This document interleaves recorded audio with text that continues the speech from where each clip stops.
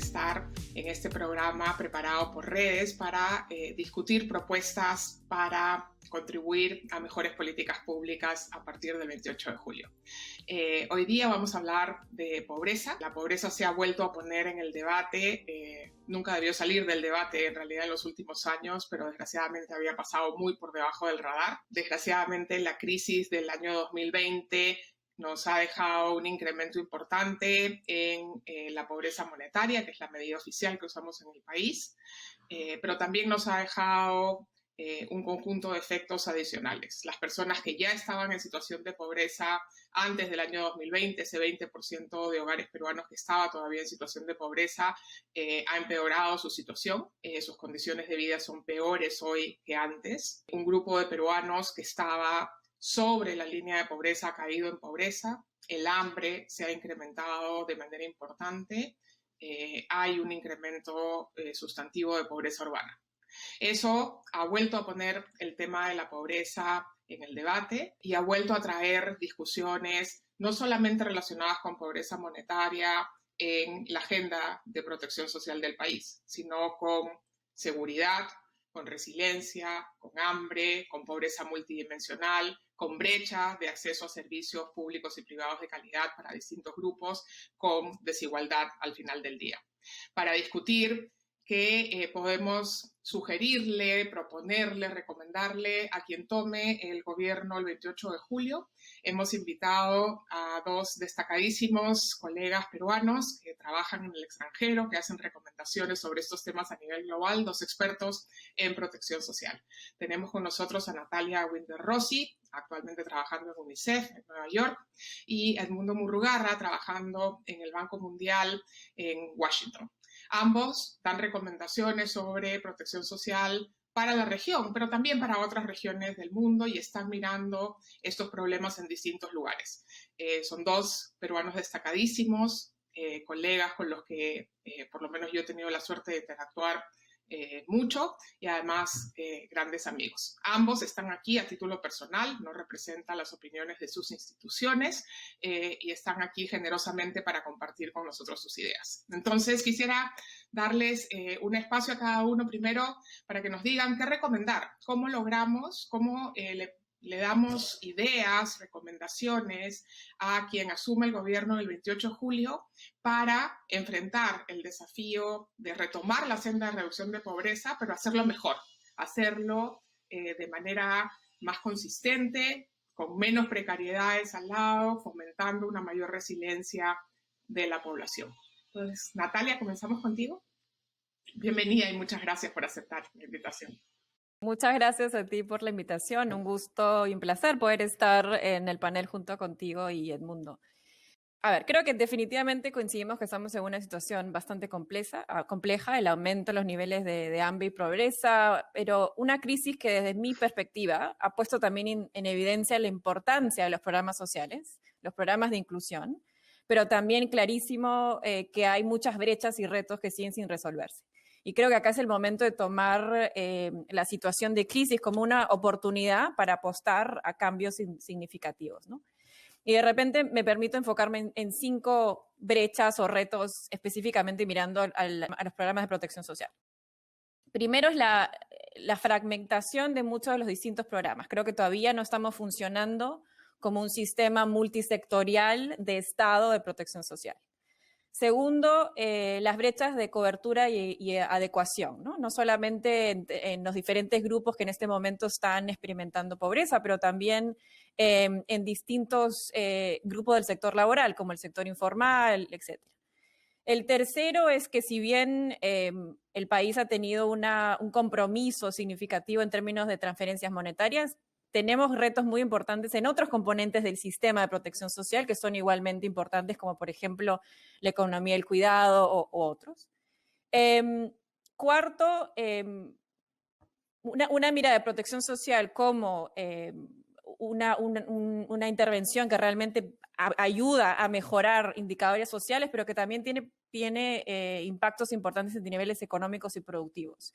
Y todavía nos falta, creo, hacer ese vínculo más sistemático con una política más de Estado a nivel de inclusión económica. Y creo que el quinto que corta sobre esos cuatro es el poder fortalecer el contrato social, restablecer una vez más la confianza entre Estado como proveedor de servicios, como protector de derechos y la capacidad que puede tener para realmente crear una base sólida de desarrollo. Y rápidamente algunos puntos sobre eso, ¿no? En términos de sistemas, de sistema de protección social, creo que se han hecho avances, que se ha empezado a pensar en una estrategia y una política de protección social, pero creo que todavía no entendemos que las políticas sociales, las políticas de protección social no es responsabilidad de un solo sector o de un solo ministerio, sino que es del Estado en su totalidad.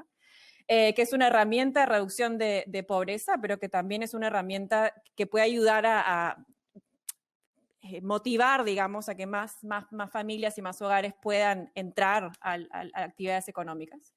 Creo que hemos podido hacer vínculos importantes con algunos sectores como nutrición y educación, pero no necesariamente con la gama más amplia de programas sociales y económicos.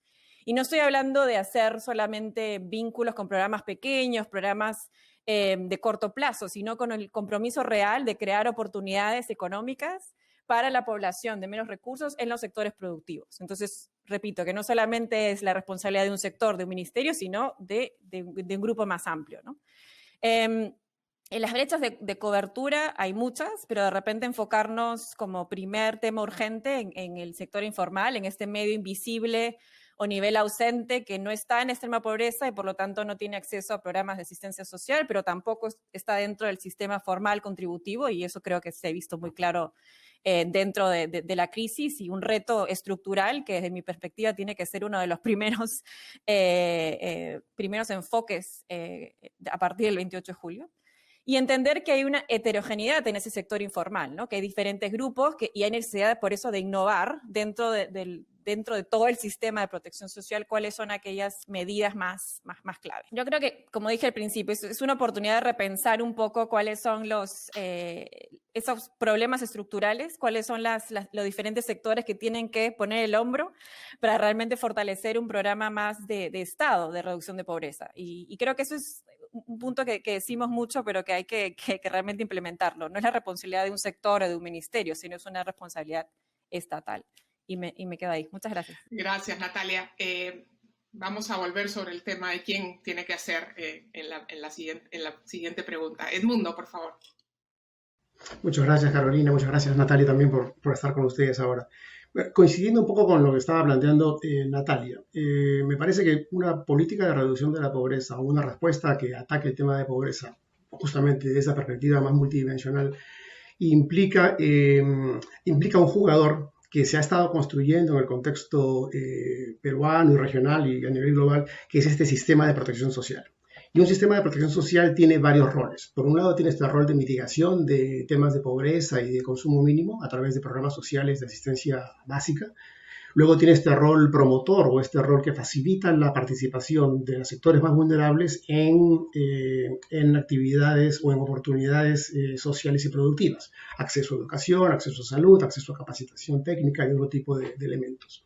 Y finalmente hay un rol más de manejo o de respuesta en contextos de desastres. Entonces, visto desde ese punto de vista, el sistema de protección social que se está construyendo en el Perú me parece que puede ser fortalecido en ese papel de articulador de políticas sectoriales, como planteaba, ¿no? En torno y focalizarlas o llevarlas hacia la población más vulnerable. Y aquí un primer tema me parece que, aprovechando la oportunidad del contexto de la emergencia, y cuando uno mira la experiencia regional ve que estas dos piezas han sido claves en poder tener una respuesta para este primer nivel, que es fortalecer todos los sistemas de información, sistemas de registro de hogares y sistemas de transferencias de ingreso. Los países que lo tenían disponible y armado lo pudieron hacer inmediatamente, aún a pesar de dificultades económicas o fiscales. Los países que no lo tenían lucharon y pudieron hacer o expandir ese sistema de registro de manera más escalonada.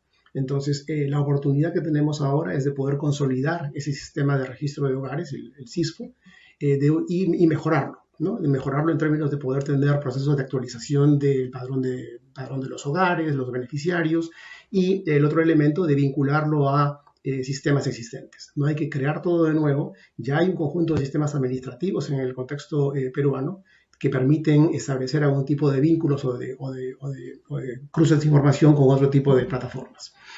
El otro sistema clave en este primer nivel es el tema de fortalecer y continuar mejorando todo lo que es el sistema de provisión de servicios. Para empezar, el sistema de provisión de servicios de transferencias monetarias, por ejemplo. Lo que se avanzó en el Perú durante la emergencia en términos de establecer pagos digitales, cuentas bancarias, es un camino importantísimo y muchos países en el mundo están en esa misma línea, innovando temas regulatorios, tecnológicos para poder avanzar más rápido y tener esta cobertura. Entonces, una vez garantizada la cobertura en registros y la cobertura en sistemas de conexión de transferencias, uno puede montar este otro bloque de promoción o de facilitar acceso a oportunidades sociales y productivas.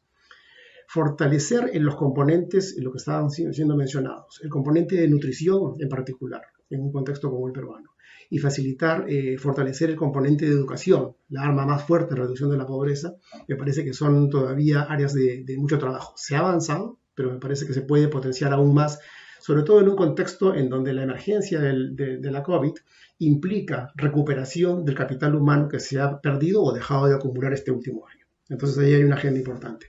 Pero más importante es cómo usar el sistema de protección social para facilitar la mejora de capacidades. Entendiendo la pobreza y el desarrollo como un tema de capacidades también, fortalecer las capacidades de las personas en términos de agencia y de voz, de poder tener un rol más activo en la propia generación de sus recursos, de sus ingresos, implica lo que estaba hablando Natalia, de esta inclusión económica que llamamos en otros lugares, de facilitar capacitaciones laborales, inserción laboral también, intervenciones productivas o extensión agrícola en la parte rural, y hay muchos ejemplos de ese tipo. Entonces, ese rol me parece que el Perú lo ha comenzado a avanzar con el MIDIS y el FONCODES en un conjunto de intervenciones, pero me parece que todavía necesita ser escalado y potenciado aún más. Y para traer tres temas que son claves y que atraviesan toda esta discusión de protección y de promoción dentro del sistema de protección social, me parece que hay que traer por lo menos tres elementos. Uno, todo esto tiene que estar articulado territorialmente. Nada funciona a nivel ministerial si no tenemos a los actores locales, gobernadores regionales, provinciales, alcaldes distritales, líderes comunitarios, porque lo que esta emergencia también ha evidenciado es que el rol comunitario es clave en una política de protección y de reducción de la pobreza. Algunas agencias o algunas entidades de gobierno lo han incorporado dentro de su gestión, otras un poco menos, pero igual la sociedad se organiza y las comunidades han creado esas organizaciones comunitarias para poder responder a crisis. Lo han respondido contra la crisis en los 80, temas de alimentos, lo han respondido contra de violencia, entonces hay una experiencia importante. Pero hay que fortalecer ese rol, si quieren, no gubernamental, tanto de la comunidad como del sector privado. No hay una política de Estado que permita una reducción de la pobreza sostenida basada enteramente en intervenciones públicas. Necesitamos articular esas intervenciones a una dinámica del sector privado, tanto a nivel local, puede ser la Cámara de Comercio, la Asociación de Productores, como a nivel un poco más amplio. El segundo gran tema que atraviesa y que queremos levantar es introducir o incorporar de manera sistemática una perspectiva de género dentro del diseño de políticas y el diseño de programas. Si algo muestra esta crisis es que las vulnerabilidades asociadas a temas de género se han exacerbado de manera dramática, en términos de empleo, en términos de manejo de la dinámica familiar o del peso del tema de cuidado, como mencionaba Natalia, o hasta temas más dramáticos como el tema de violencia familiar. Entonces, incorporar esa visión o esa perspectiva de género en el diseño mismo de la política y en la implementación de los programas, me parece que tiene un rol clave, no solamente por el elemento de vulnerabilidad o el elemento de equidad, si quieren, sino por un argumento de eficiencia. La evidencia muestra que intervenciones que incorporan un elemento de género tienen mayor impacto, son más sostenibles y eso se evidencia desde temas de productividad hasta temas de microcrédito. Entonces la evidencia está ahí. Y un tercer elemento que creo que hay que tener en cuenta mirando hacia adelante en términos de construir mejor, no solamente son estos programas e intervenciones, sino acompañar estos programas e intervenciones con un marco legal y un marco presupuestal que permita la sostenibilidad de ese tipo de estrategias. La experiencia que tenemos en estas estrategias es que si bien la visión de política, la estrategia general ayuda, hay que apoyarla tanto en un marco legal de cómo funcionan los actores, cómo coordinan, y en términos presupuestales de cuál es el incentivo económico, el incentivo fiscal, si quieren, para que los actores jueguen juntos. Entonces, la agenda es compleja, pero me parece que hay una gran oportunidad para poder avanzar ahora. Gracias. Muchas gracias, Edmundo. Los dos han hecho recomendaciones que son importantísimas y que claramente están orientadas a que quienes tomen el poder el 28 de julio puedan implementar acciones distintas, construir sobre lo que ya se tiene. Y eso estamos todos de acuerdo. La pregunta es ¿quién? ¿Qué le debe importar a quien resulte elegido presidente para guiar este proceso? Esta es una tarea, Natalia decía, esto no es tarea de un solo actor, no es solo el MIDIS, ¿no? O sea, no nos debe importar para esta agenda solo quién será el ministro o ministra del MIDIS, sino el sistema, y para eso se requiere articulación. Probablemente más importante es quien vaya a ser presidente del Consejo de Ministros, ¿no? Porque es el articulador natural. ¿Cuáles son los desafíos de esa institucionalidad? ¿Con quién tenemos que hablar? ¿A quién hay que pedirle avanzar en una propuesta de un sistema de protección social que tenga estos distintos elementos, que tenga la capacidad de articulación? Se los digo por mi experiencia, articular es una meta que uno tiene en el Estado y es súper difícil, es súper difícil. Es incluso fácil hacer una articulación para una estrategia, pero mucho más difícil para implementar acciones. ¿De quién debemos preocuparnos? ¿Con quién deberíamos buscar abrir este debate que no sea exclusivamente el actor sectorial, que ha logrado, como ustedes bien dicen, avanzar en lo que es la asistencia social, ¿no? El MIDIS cumple un rol importante en esta primera capa de asistencia, pero hay ejemplos puntuales de articulación que no logran generar todavía, como ustedes dicen, un sistema de protección social. Natalia. El reto principal es encontrar los incentivos para que esa coordinación se dé, ¿no? Y creo que no solamente es un reto para el Perú, pero con la mayoría de países con los que venimos trabajando. Un punto es lo que dices, ¿no? Enfocarse que un programa de reducción de pobreza no es la responsabilidad de un sector social, sino que implica los diferentes ministerios, los diferentes sectores a nivel nacional. Y poder tener un organismo que permita, que sea, digamos, supraministerial, que permita coordinar las diferentes estrategias, que ponga muy claro sobre la mesa, estos son los incentivos que ustedes tienen, monetarios, financieros, de legislación, etcétera, para que realmente haya un programa articulado. Que hay un claro camino, ¿no? Empezamos con programas de asistencia y luego estas son las diferentes actividades complementarias. Creo que también, lamentablemente, es un cambio de perspectiva, ¿no? Muchos ministerios tienen, creo, de vuelta, no solamente en Perú, pero en otras regiones, yo trabajo con las personas que tienen capacidad productiva, yo trabajo con las personas que tienen un nivel de ingreso más alto. Y creo que ahí ponemos a personas en cajas y no permitimos que realmente puedan acceder o potenciar sus capacidades, ¿no? Y ahí es donde viene el problema, ¿no? Que estamos repartiendo la población en diferentes ministerios y no hay una estrategia de articulación.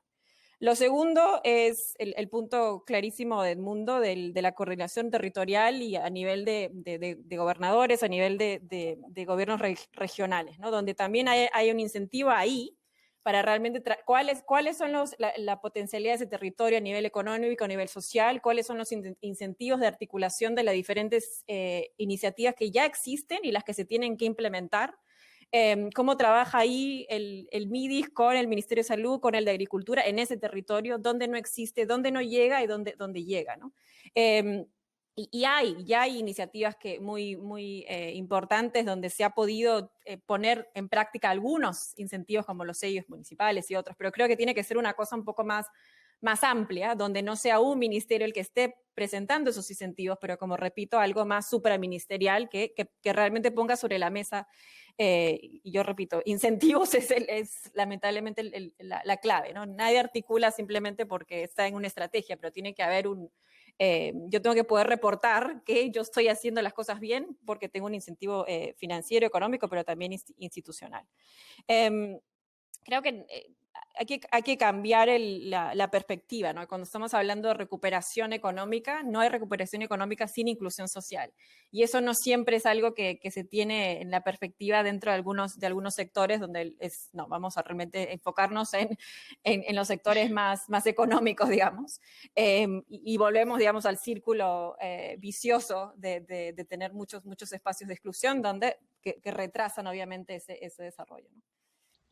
Gracias, Edmundo. ¿Con quién hablamos? Para mí... Perdóname, déjame solamente agregarte una pregunta a ti, porque Natalia lo insinuó.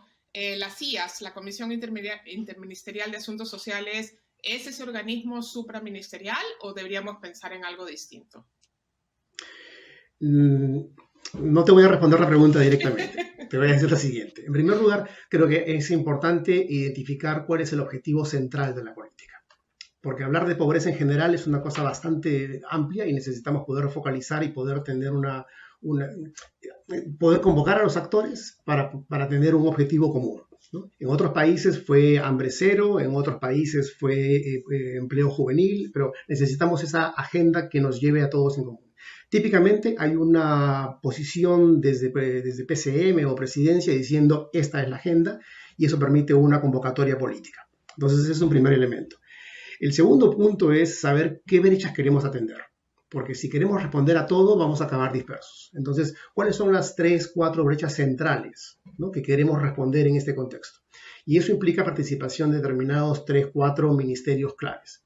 En términos de la parte de coordinación, lo que hemos encontrado en varios lugares es que por lo menos hay un triángulo clave que son, uno, la dirección política, que típicamente es presidencia o PCM o el equivalente a un PCM.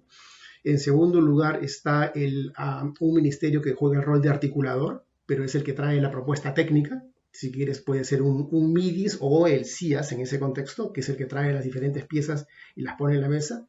Y la tercera pata es la pata justamente presupuestal, finanzas. Entonces, si uno no tiene el candado de finanzas para que los demás actores jueguen juntos, esto no va a ocurrir. Se puede llamar presupuesto por resultados, se puede llamar transferencias intrapresupuestales en otros países, o sea, hay muchas variantes de esto de acá. Pero esas son, me parece que las tres claves que necesitamos en este contexto. La dirección política, la propuesta técnica y el elemento presupuestal que permita articular a estas piezas dentro del espacio de gestión pública. Hay otra conversación con la parte no gubernamental que todavía es más detallada. A nivel territorial hay que ser muy flexibles, me parece. No ir solamente porque es el gobierno regional o el alcalde distrital. En áreas urbanas, por ejemplo, donde la agenda va a aparecer con mucha fuerza, hay que trabajar con líderes barriales o líderes comunitarios. Ellos son los que conocen el terreno y con los cuales se puede entrar al terreno y se puede salir, si no de otro modo es mucho más complejo. Entonces, la experiencia que tenemos en términos de política social, en particular protección social urbana, implica ese involucramiento de ese actor a ese nivel. Él es el que puede, o ella es la que puede, convocar a estos diferentes actores, la que hace la articulación efectiva a nivel territorial. Súper, me encanta más que hayas traído el tema presupuestal, porque sin el MEF en esa conversación es imposible pensar en un sistema de protección social. Ahí coincidimos. Yo agregaría solamente a lo que ustedes han dicho que una cosa muy importante es tener un presidente, un consejo de ministros, una sociedad civil muy fuerte exigiendo rendición de cuentas sobre los avances en este sistema, porque esa es la única manera de mantener a todo el mundo cumpliendo con los incentivos que plantea Natalia. En el poquito tiempo que nos queda, les quiero preguntar un tema en el que los dos han trabajado bastante y es cómo avanzamos en esta idea de sumar dentro de la preocupación de protección social los temas de inclusión económica, sobre todo ahora que además estos temas son ultra relevantes para el mundo urbano, ¿no?, donde se requieren intervenciones para lograr inclusión económica formalizadora, digámoslo para ponerlo en términos de Natalia, y sabiendo que el Perú en lo que tiene experiencia es en iniciativas de inclusión económica rural. Ahí sabemos más o menos cómo hacerlo, en lo urbano sabemos poco. ¿Cómo sumamos? ¿Qué es lo que se puede, cómo se inicia ese proceso en el caso peruano a partir del 28 de julio? Quizá ahora Edmundo primero y cerramos con Natalia. Complejo, pero otra vez, la experiencia que tenemos en otros lugares es hay que saber qué piezas tenemos y se pueden usar y qué se requiere crear. Y me parece que en el Perú existen ya algunas piezas que están funcionando, ¿no? Que se puede mejorar mucho más, que probablemente, y con toda razón, no son del Ministerio de Desarrollo Social necesariamente, ¿no? El Ministerio de Trabajo tiene un conjunto de herramientas como el trabajar urbano y una serie de intervenciones que pueden ser también utilizadas. Tenemos luego otras piezas que han quedado un poquito al lado de la discusión. Tenemos ahí una enorme entidad llamada Senati, que tiene recursos propios, que tiene capacidades importantes, que también pueden ser canalizadas para una provisión de servicios específicos a determinado tipo de población. Entrenar a una persona común y corriente en una formación técnica en el Senati es una agenda. Entrenar a jóvenes vulnerables en esa misma formación es otra agenda. Entonces requieren procesos de adaptación. Entonces, para mí, el tema urbano implica, otra vez, lo que habíamos hablado hace un momento, el enfoque territorial, y basado en el enfoque territorial poder identificar cuáles son esas brechas claves que estamos teniendo. A veces la brecha puede no ser un tema de formación técnica, puede ser un tema de contexto geográfico. Hay que mejorar el acceso al barrio, la seguridad del contexto para poder ir y venir a trabajar. Entonces aparecen otro tipo de agendas. Creo que la agenda urbana va a ganar mucha fuerza porque a medida que se está saliendo o se va a salir de la emergencia y el impacto de los bonos urbanos empiezan a tener menos relevancia, lo que la población va a demandar son oportunidades de generación de ingresos. Y las familias urbanas, el 80% en comercio y servicios, está básicamente, fundamentalmente, autoempleado en pequeñas y microempresas. Esas microempresas han sufrido un fuerte golpe, del mismo modo que sufrieron el golpe de activos en capital humano. Esas microempresas están hoy día descapitalizadas, golpeadas, y necesitamos recuperarlas. Entonces, un elemento va a ser el tema de capacitación y apoyo a estas empresas, pero hay que crear nuevas modalidades. Como decía al principio, tenemos ya una base. Tenemos toda la información de la parte de bonos, tenemos toda la información de la parte de sistemas de pago. Usar lo que se ha hecho en base a pagos digitales nos da una oportunidad de inclusión financiera y de provisión de financiamiento a este tipo de entidades que todavía tenemos que examinar. Gracias, Edmundo. Natalia. No sé si es la última palabra, pero creo que el cambio importante es que esa propuesta técnica que hablábamos, el líder no sea un ministerio, es precisamente que esa propuesta técnica sea coarmada, codiseñada con los diferentes ministerios que tienen que también poner su enfoque, ¿no? Yo como Ministerio de la Producción voy a hacer esto para poder abrir oportunidades económicas para esta población. Yo, Ministerio de Agricultura, voy a hacer... Porque lo que yo veo, y no solamente en el caso de Perú, es que ministerios sociales que diseñan programas de inclusión económica como paquetes muy bonitos, muy bien articulados, y que después dicen, ok, ahora los tenemos que expandir y se los quiero pasar a esos ministerios. Y ahí es donde se da el quiebre, ¿no? Yo creo que hay que cambiar un poco esa dinámica que va también a ayudar a crear un poco más de incentivos, porque si es algo que yo como ministerio y que se estoy planteando y que me comprometo a hacer y que quiero cambiar un poco la manera que estoy abriendo oportunidades, creo que va a ser no solamente un trabajo de mejorar capacitaciones, como habla el mundo, pero también abrir nuevas oportunidades económicas para una población que tiene otras características y otras potencialidades económicas, ¿no? Yo agregaría, digamos, ese elemento de una propuesta técnica un poco más amplia, que no solamente venga de un ministerio social. Sí, y una cosa importantísima es la articulación con sector privado, ¿no? Porque muchas de estas oportunidades económicas no van a venir dadas por provisión de servicios solo públicos, de capacitación, de servicios financieros, de accesibilidad, sino probablemente de una alianza con actores del sector privado, ¿no? Para los cuales el sector público tiene bastantes restricciones, digamos, en sus formas de coordinación. Entonces hay que pensar un modelo nuevo de coordinación. Se nos acaba el tiempo, les agradezco muchísimo. Hay muchos temas más. Me encantaría escuchar sus opiniones de cómo enfrentar el desafío alimentario y nutricional, que es uno de los grandes temas de la protección social, de la parte básica asistencial que este año nos ha puesto en agenda. Tendremos oportunidad de hacerlo en algún otro momento. Les doy nuevamente las gracias, Natalia, Edmundo, un placer escuchar sus recomendaciones, traer su experiencia al debate local y ojalá que quienes lleguen al gobierno escuchen sus recomendaciones. Muchísimas gracias y muchas gracias a Redes por permitirnos tener este espacio.